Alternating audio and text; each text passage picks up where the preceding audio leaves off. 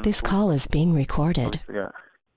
Hey everybody, this is Erman with MixKnowledgy. MixKnowledgy is a mixture and form event series in LA, New York City, and Chicago this summer. Tonight is sponsored by Indie Magazine, so shout out to Indie Magazine. Tonight we have the one and only Rico Love, and I have my co-host for the evening, Wiam Oussir. Wiam, please take it away. Hello, guys.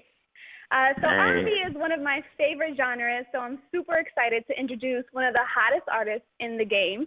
He's worked with the likes of Nelly, Chris Brown, and Beyonce. He's even written some of our favorite songs like Energy by Keri Hilson, Hello, Good Morning by Diddy, and Heart Attack by Trey Songz, and my favorite song ever from Usher, Throwback. His hit song, They Don't Know, peaked at number 60 on the Billboard Hot 100 in 2014. And in 2015, a brilliantly produced and written album, Turn the Lights On, was released. Please help me welcome singer, producer, and writer Rico Love. What up, Rico? what would your theme song be if you were to call into an interview? My theme song would be? You know what? I think my theme song would be the theme song from Sanford and Son. That's a good one. I wish we had it for you. A lot of character. It's Quincy Jones. Yes, sir. If I knew ahead of time, I would have played that. But so sorry. But next time for sure. But thank you again for calling in tonight. It's a pleasure to speak with you. We have a lot of musicians online on the call right now, so I'd love to, if you don't mind, just take us back a little bit to the beginning of your career. I know it's a very tedious question, but let's talk about how you got started. How did you know this was going to be a career for you? You know what? As a small child, I always knew that this was going to be my thing. I always knew. I just had a knack for music. I would always dance when it came on. And, you know, when most kids would go outside and play and do things like that. I had fun outside and enjoyed it. I was very active as a kid, but I enjoyed more than anything watching VH1 behind the music. So I would sit up in the house and watch and learn about AC/DC and Def Leppard and Ted Nugent and Alice Cooper and all these different groups and bands. I used to watch the Motown tapes that my dad had, Motown 30 and Motown 25, and study Michael Jackson and Diana Ross, Marvin Gaye, Smokey. I was just like a student forever. I was always intrigued by music and by educating myself on music. So it was one of those things like forever. It's you know, as long as I remember just being alive, I always knew that I was going to do music. Very cool. And what is the greatest piece of advice you can give to someone who's trying to make it into the music industry today? Pursue. Persistence is the key, and then when you get it, consistency is the next key. So when you're trying to make it, you got to be persistent. You got to be almost aggravating in your pursuit. But when you get that, when you get a chance, you get opportunity, you got to show consistency, and that's how you get the next opportunity. For instance, if you're an intern and you show up and you're doing everything an intern should do, right, and then you actually get the actual job, when you get the job, it's just the beginning. Now that you have the job, that's when the consistency has to kick in. All the persistence that got you there, you got to be consistent in that role. And then it'll get you to the next role and the next level and the next level and the next level. And then before you know it, it becomes a way of life. So as opposed to you just saying, oh, well, I got to make sure I'm consistent, it'll be almost innate. That's how it is with me. I work every single day. I study every day. I'm always trying to learn. I'm always trying to build because I program myself to do that from an early age and from the beginning of my career. Definitely. There you go. Yeah. Let's talk longevity. A lot of kids nowadays, 5, 6, 7, they may not know your name per se, but they definitely know your work. There's a quote in an interview you gave last year. You said, "I don't believe in right now music. I believe in forever music." To me, a song like Somebody Else, it was one of the best lyrically written songs in the past 5 years, in my opinion. So what can you say are the ingredients to quote-unquote forever music? They're basic conversations that we have. They are basic emotions that we feel. They are basic things that we see. They touch us in the most important ways, right? We have to find ways to translate that into lyrics. That is the key. Not trying to come up with all these big, crazy words and trying to dig in the dictionary and be so, grammatically advanced. The key is to find the simplest thing, the most common thing, say it in a way that isn't so common. And that's how it connects to you lyrically. When you say, even though I know you're busy loving somebody else, right? Now, the main part that stands out and makes it special is busy. Even though I know you're too busy loving somebody else. Like, too busy is such an average word. It's just such a cavalier way of putting it. Like, oh, you're too busy eating chicken wings. right? But we just made it like you're too busy loving somebody else. You know, you're a million miles past gone. I wish my bed was warm, but you're loving somebody else. Those type of words, those type of emotions, it's so eloquent, it's so beautiful, it's so poetic, but it's so simple, and it's so real, and it's so right now, and it's so relevant to how you always feel. Now, those type of lyrics can never get outdated.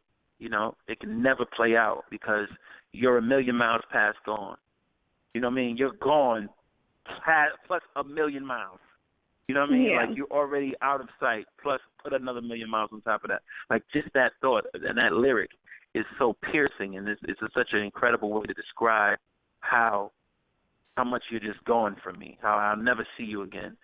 I wish my bed was warm, but you're loving somebody else. There's no chance of me ever getting you back. It's like the girl you was in love with for your whole life, she gets married to her soulmate, and you know he's the most perfect guy in the world. So it's not like she married. It's not like she married a jerk. It's like she married the most incredible man ever. So you're a million miles past going, there's no way this is ever, because you're perfect. I know you're not going to mess it up. And he's perfect. Yeah. He's not going to ruin it. This is over. So how do we describe those things? I just described that situation to you, bro. I broke it down for you, right? But that lyric didn't have to do all the explaining. The lyric was so simple that you could take it as any way you wanted to take it. That's the key to writing a great lyric. So simplicity is definitely key. That's why we have you tonight, Rico, because you're like the realest writer right now, and you're the most real in interviews. So we're definitely gonna reference some interviews that in the past that you've done tonight. So that was great. Thank you. Thanks. Now, do you feel more comfortable as a producer and a writer, or more so as an artist in the forefront? I have so much fun on stage. That's the thing. Mm-hmm. Like, I enjoy writing records. I enjoy producing records and being behind the scenes and doing that. But I really enjoy being on the stage. It's so much fun for me. And anybody who's ever been to my show, I leave it out there on the floor. And that's a very important part to me, a very important piece, stage performance. Very true. And that's the thing I miss the most from doing the album project. Now that I'm back, I miss being able to stage. Since you do it all, write, produce, sing, is there one hat that is harder than another? I think it's all natural. It's all natural. It's like I feel like, some things just it's all natural to me. I don't feel like one thing is more difficult than the next. I have fun doing everything. Now, what made you come up with the name Rico Love? Oh, it's a lady in my building. My grandmother lived in East River in Harlem, a housing project called East River. And there was a lady who lived next door. She called me Rico. She said, "Your skin is muy rico." So, so it stuck with me. And I used to always say love. Like, instead of saying I love you, I say love. When Nas made the One Love record, I would always say that because of that. So, okay. I kind of put two and two together, and it became like my moniker. I love it. And with a name like, Love, I have to ask you, what is the most romantic thing you've ever done for a woman? Ooh. Oh, man, most romantic thing. Pay the car note. No, let me think. That sounds pretty romantic to me. No, just romantic, surprising. I don't think it's just so much the gifts, but just surprising a woman with my presence and being somewhere where she didn't expect me to be and spending time with her in a hard situation. Like, when a woman is going through something very difficult and you surprise her with time, I think that's just flowers and candy and roses, things like that. Oh, very romantic. Very genuinely. I like that. Old school, I would say. Yes. Now, are you currently in a relationship, or do you have someone special in your life that you're seeing? Yes, I have someone very special. Oh, the mother of my two children. She's like so amazing. And how hard is it for her to date someone like you who is loved by so many women throughout the world? I'm pretty sure it's difficult for her. But she's a trooper, She's super cool. And she knows that, she knows I'm a rider. She knows I'm staying down. There you go. Let's go back to the craft of music really quick. In comparison, your music has a lot of substance compared to something you'd hear at a club on Saturday night. So why do you feel like these songs will fade in like 5 to 10 years compared to your music? I think they'll fade in less than 5 to 10 years. I think honestly, I think these records, they have a very short span. They only last a quarter. Like they last as long as they're playing on the radio. And as soon as they get out of rotation, they're out of your hearts because they're temporary. And the next thing that comes along is going to always be there. But you think about a song like "We Found Love" by Rihanna, it's going to be there forever. It's such a beautifully well-written song. It's never going to die. Like, you're always going to be in the club and hear that. Think about "Don't Stop Believing" by Journey. Like, it's never going to. Think about like you could do everything. You could Millie Rock, you could do all those things and come in and with this record, and no shade to those people. But that's temporary. And you know that next year is going to be another version of that. And the year after that is going to be another version. And you know, it's like, it's like a guy who shoots a half-court shot backwards, blindfolded. Like, that's impressive. You got to do that again. Right. You know what I mean? And that opposed to the guy who shoots the three-pointer from the three-point range consistently. Now, there's going to be another guy every year who's going to come shoot a backward shot blindfolded, right? There's going to be another one after him, but each of them have 3 points.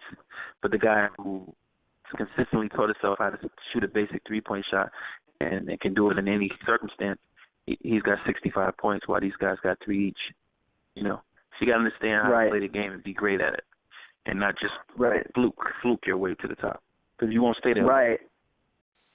On that same note, let's take a look at these collaborations. Okay, "Sweet Dreams" by Beyonce. "Boyfriend Number 2" by Pleasure P. "There Goes My Baby" Usher. "Just a Dream" by Nelly. Like, these are songs you can mention nowadays, and you'll remember them from when it came out. What was your personal favorite collaboration, if you could choose one? I know it's like picking babies, but if you could choose a favorite collaboration, what would it be? Always Usher. The Usher sessions are always great because Usher gave me my start. He put me on. So the fact that go and do his album, and do it with Raymond versus Raymond, even with "Looking for Myself," I think we did some great records on that album. With "Dive" and all those songs. I just like the album always a blessing because he's mostly better. I'm so sorry, you broke up a little bit in the end. Could you just repeat that last sentence? I was just saying he's just such a he knows how to translate the emotion. He knows how to sell it. Usher just knows how to create the vibe and energy and describe the feeling more than most artists can. There you go. Yes, Usher definitely has a way with his music and with his ladies, and something that we will always listen to and look forward to listening to. Now, a lot of celebrities, actors, and singers, they have moments where they kind of just go off of the deep end. Have you ever experienced any moments where fame was just a little too much for you? I don't think I got that famous yet. No, it's been cool for me. Plus, I got money before I got known, so I think money part is what makes people go crazy. I was able to be successful before anyone knew who I was. So it's like I dealt with all of the things, the real issues in life which come with finance, and I was able to cope with it a little bit better. So being known, well known, it never was something that I was driven by. I never wanted to be, the richest. I always wanted to be the greatest, and I think rich wealth would come with that. So even now, my focus is never money, and my focus is never fame. My focus is greatness. So it's not a way that can make it too much for me, or I can get in over my head. It's just, it is what it is. Like, there's definitely a certain element of privacy that's not there in your life.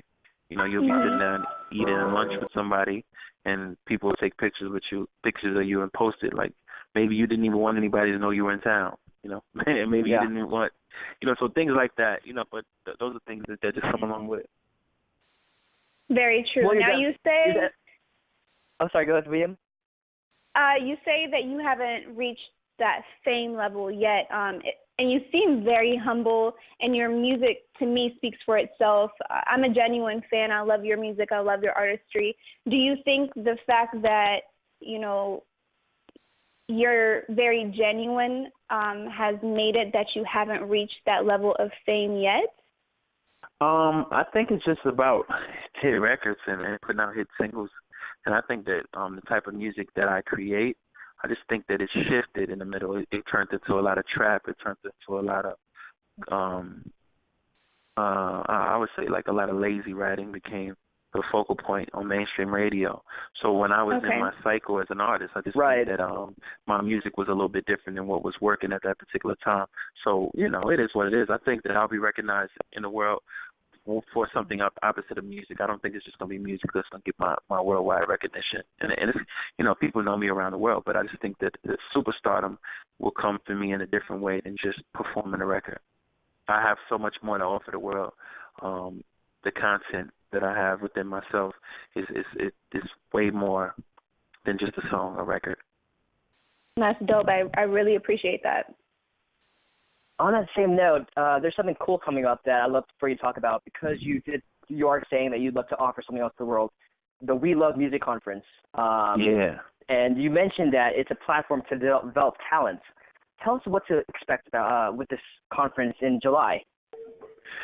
This conference is about songwriters, producers, managers, artists who want to be better and want to learn steps. It's like going to a practice or rehearsal or getting lessons or something. Every other field, like think about it, football, from a small age, guys were playing Pop Warner and AAU and in different leagues to develop their skills. So by the time they got to the NFL, they had already been through so much and learned so much. With songwriting and producing and writing and being an artist, it's just kind of like a trial by error. Like you just kind of go in and figure it out, and you fail and you hit your face. There's no real guidance. So I wanted to create and develop an opportunity for kids and producers and writers and adults and everybody to be mentored and to learn basic steps to writing and creating a great song. It's my way of kind of like making the music good again and teaching people how to appreciate and value a great lyric and a great song and a great melody, but also teaching them how to create one, you know? Now, if you don't know how to write songs, I can't teach you how to write a song, but I can teach you how to become better if you know how to write a record, if you have the basic ideas down. I can give you steps and tools to become better and to consistently better your craft. And that's what the key to We Love Music Conference is. It's something that I want to be annual, that we can build and develop some of the greatest songwriters in the world and kind of like tutor them. And ultimately, I want to develop the Rico Love Music College, which is my baby, and I want it to be an actual school where people can attend and grow in production, songwriting, artistry, marketing. That's amazing. Everything. And for those who just haven't been in the area, where is it, and date and time and place? It's in Indianapolis, Indiana, inside the Indiana Black Expo, July 16th to 17th.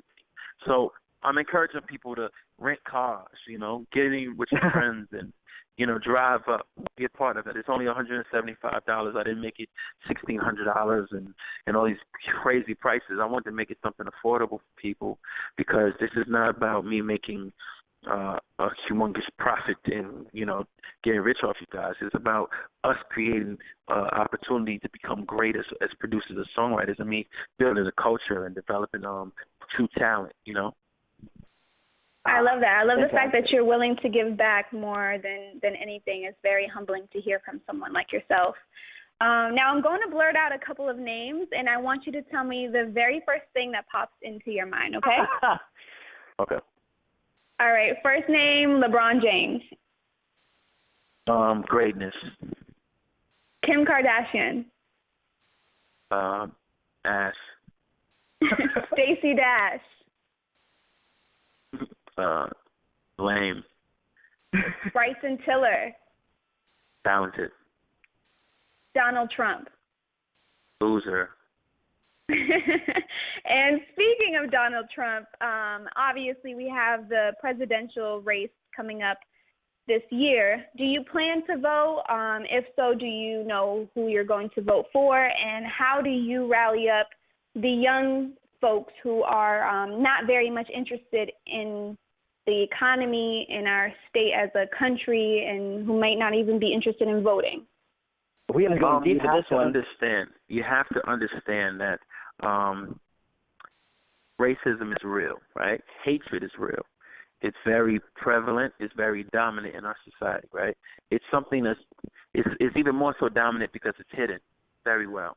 And the actions of it aren't hidden. Like as far as the violence towards blacks, young blacks, teens from police officers, the prejudice and all the things we have to deal with every day as young black people, and people of color in general, not just black people. But the thing about it is to understand and see those things. Now, if I'm telling you that it's hidden right now, and as bad as it is, it's still hidden. What if I told you that with a certain person in office, it wouldn't be so hidden?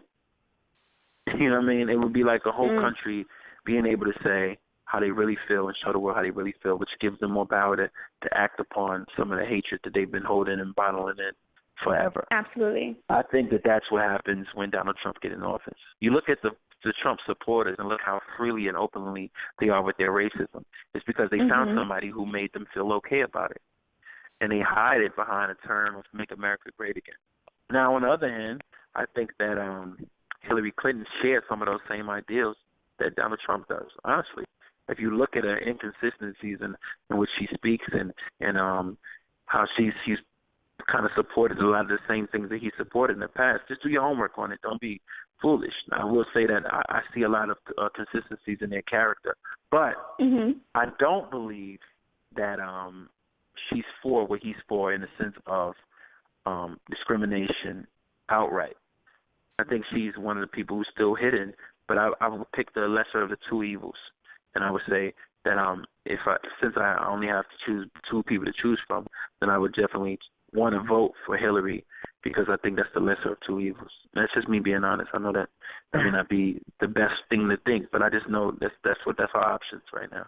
And you have to vote because we do not want Trump in office. We do not want that. And it's definitely a possibility. That's why we have you, because you're so raw and real that we had to ask. If you had to, let's go back to music a little bit. I know there was an interview where you mentioned someone I love.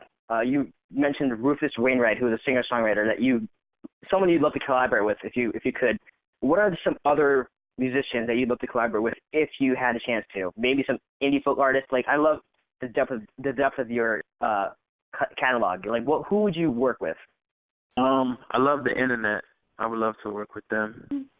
I think myself and Frank Ocean can make some really cool stuff. And Kanye, I would love to work with Kanye, but not like Kanye and 50 other people. I would just love me and Kanye to create a record together. There you go. Definitely. Well, if you find Frank Ocean, tell him we are all waiting for him. He can call us next. Yeah, he can call us next. But we have a few more questions before we jump into Q&A. I'd love to know. This is very simple. Who are you listening to nowadays, and who are some artists you feel are timeless? I'm actually listening to a lot of gospel right now. I'm listening to Daryl Coley. I'm listening to Shirley Caesar, Vicki Winans, a lot of gospel lately. That's just where my head's been at, just kind of like the soul and the writing and the just the feeling of gospel. That's what I've been listening to lately. And what was the next question? Who do you feel today is timeless? Someone that you could mention in years from now and still be. I think Drake makes timeless music. I feel like Kendrick makes a lot of timeless classic stuff. Adele, I think she's making really timeless classic top line over incredible production. Taylor Swift is making some really timeless music. Even though it's pop, it's like really great songs, Right. I love the internet, like I said before. Well, there's so many, man. There's so many people that's really doing. Ed Sheeran is making some incredibly talented music. Very talented guy. Yeah, Diplo. There's a lot of guys doing some really cool stuff. Well, I truly hope you get to work and collaborate with all of them. I mean, you're very talented. We love your music, and the two of you guys together would be just as good. Now, I have to ask, Kyrie Irving celebrated his NBA Finals win with a boat party full of what looks like white women. The internet world went crazy. I want to know what your perspective on it is. Did women have a right to react in the way that they did towards him? Unfortunately, people have a right to do what they want to do, but I think it's ignorant. I think he invited who he wanted to invite, or maybe he didn't invite those people. Who knows what we don't even know if it was his boat or his party. We just saw that he was there. That's the thing that people still haven't verified. The point is, if he wants to party with anybody who wants to party, it's not our business. So enjoy yourself, bro. I think people make too much about nothing. He had a great time. He deserved to party with whoever you want to party with. Stupid. Absolutely. Well stupid. said. Now, Rico, my last question for you is, long term, let's take the breadth of your career. What would you like your legacy to be? What would you want to be known for till the day you die? Being the greatest. I want to be known for being one of the greatest to ever do anything that I've done. And I want to be known for a person who cared about music, who was passionate about making people better and improving the landscape of music. Love it. Great. Easy enough, man. That's a great answer. You're definitely one of the greatest in my opinion, and we am too. We're going to go to Q&A. First off, we have Adrian from LA. Adrian, could you please ask your question? Sure. How does an aspiring singer and songwriter like myself get in touch with you if you were looking for background singers or a studio musician with experience? I don't know. I do all my own studio stuff myself, and I do all my own demo and referencing myself. But I don't know, man. It's like I think you should come to the We Love Music conference or try to find a way to get there, because it's not just me. It's going to be other people there, great producers, songwriters, just being a building that's going to be able to, you're going to be able to network with. I think the key is not trying to get on with people that are established. I think the key is to link up with other people who are doing great things and coming up, and to build your brand from there. I think most people don't realize that people will come searching for you if you got a strong entity and strong growth behind you to build from. But as far as, there's no one way to get into, to get in contact with people to become, that. Especially, I'm not looking for backup singers or anything like that at the moment. But I just think it's about making yourself available and putting your talents out there, and people will come to you. But I think more important is to getting up and leaving and going to where it's at, and making sure that you're always in attendance to all of the great things and all the opportunities possible. Because one thing about this game, if I see you all the time, it's easier for me to want to do something with you or want to collaborate or want you to be a part of something. For instance, if I go to the ASCAP Awards and I see you there, I go to CSAC Awards, I see you there, I go to the Revolt Conference, I see you, I keep bumping into you, and I'm like, you know what, this person is serious, because people, it's not about what you know, it's not about who you know, it's about who knows you. So that's the key, getting yourself known. Thank you. No problem, brother. Thank you so much, Adrian. Up next, we have John. John, could you please ask your question? Yes. John? Can you hear me? Yes. John, we can hear you. John? Hello. Hey, John, can you hear us? Oh, we'll go back to you. Up next, we have Lou from, I believe, Delaware area. Lou? Yep. Yo, hello. Hello. How are you doing today? I'm good. I was just wondering, lately my songs have been extra wordy, it's been a lot of words. I was just wondering if you had any tips on how I can, make the message more simpler and use less words in the process. Think about the ABCs, right? Think about Mary Had a Little Lamb. Think about Jingle Bell, right? If your song can't fit into those melodies, it's too much. So find a way to just find the simplest form. And it's about, sometimes you got to dissect each word, each phrase. Silk the Shocker was a rapper who was signed to No Limit years ago. I used to hate how he used to jumble his words up. I'm like, why are you doing that? It's easier ways.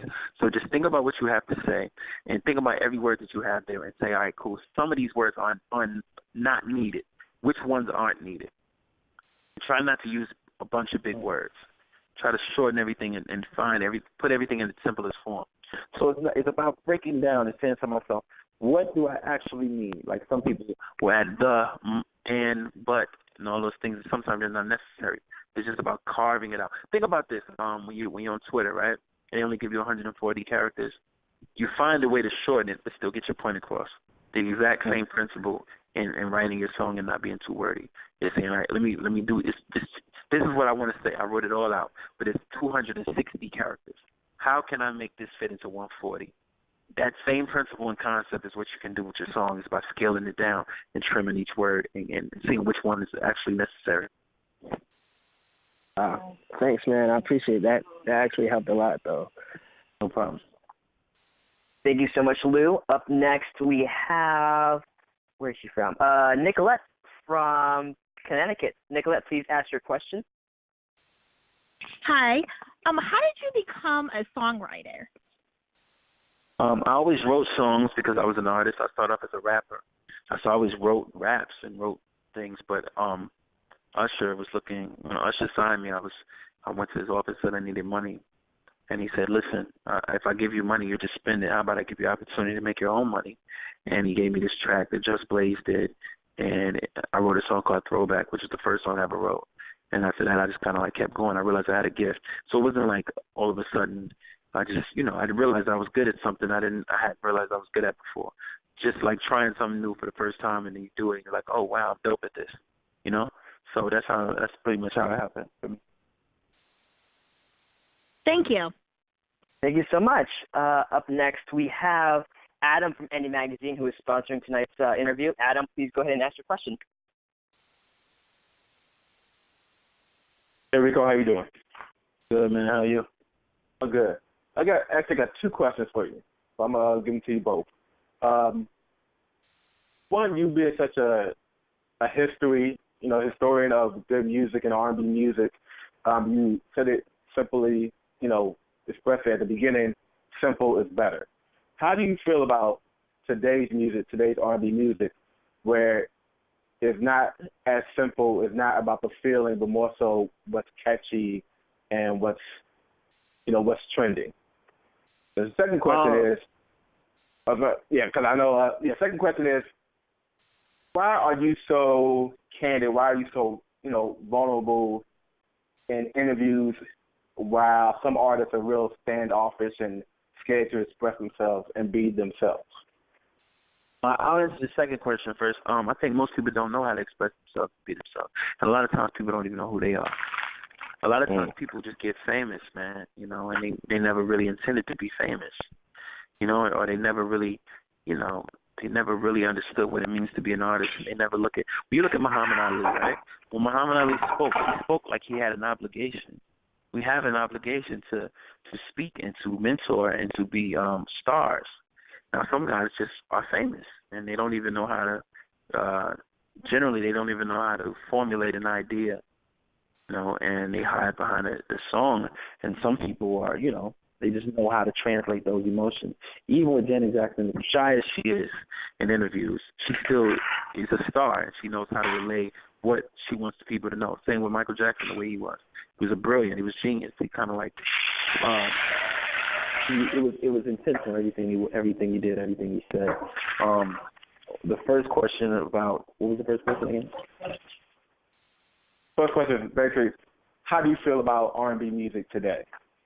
Yeah. I think they try. People, when I say simplicity is genius in simplicity. So it doesn't mean when things are simple that it's stupid. A lot of times this shit is just dumb, man. And a lot of times people aren't trying.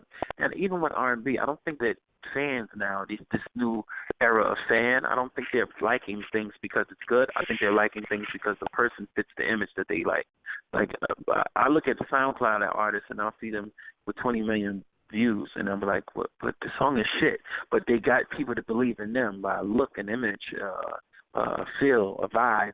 Even with the hipster movement, there's so many of those guys who really aren't talented, but people fell in love with the movement. They look at it and they're like, oh, it looks cool, it feels cool, So in doing so, the music to them feels cool for the moment, but over time, it all reveals itself.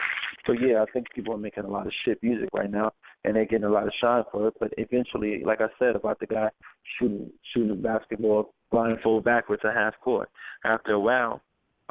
When people realize you can't consistently do that again, they're going to be uninterested. I definitely agree with both your answers, and thank you for your time. Thank you. Thank you so much. Thank you so much, Adam. Up next, we have Kevin from Miami. Kevin, please ask your question. Hello? Yes, we can hear you. Awesome. Hi, Rico Love. I have a question. In regards to like award shows and stuff, when you went to your first award show, what was the feeling like? Oh, first award show. I went to 2004 BET Awards. With Usher. It was incredible. He was performing on bungee cords. I saw 50 Cent walk past me at 50's prime height.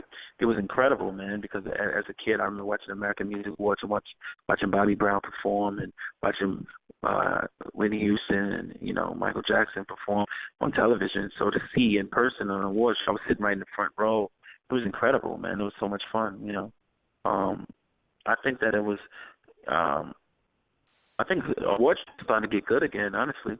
But it was an incredible, intense feeling. I love being a part of that. For a while, I think it went through a low period where it wasn't that good. But I think as of late, I think they've been really putting efforts towards making it great again, making it fun again.